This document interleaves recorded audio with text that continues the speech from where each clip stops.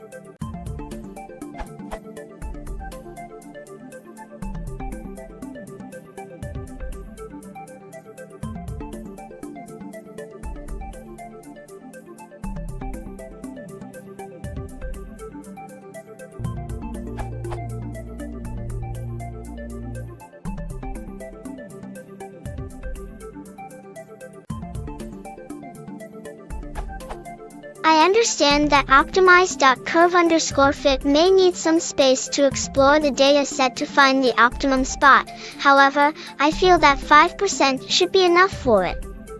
Maybe I am wrong. Is there maybe a better way to apply bounds to a parameter?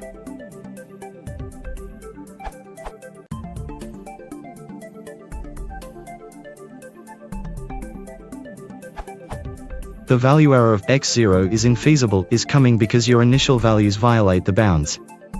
Printing out the parameters values and bounds will show this. Basically, you're setting the bounds too cleverly, based on the first refined values.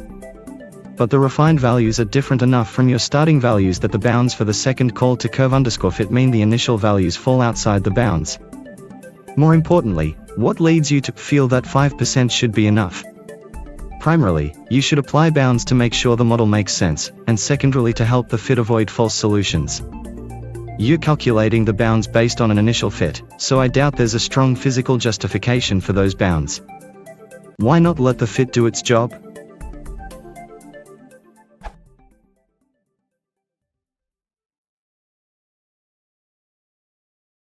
If you want to support the channel, please consider subscribing.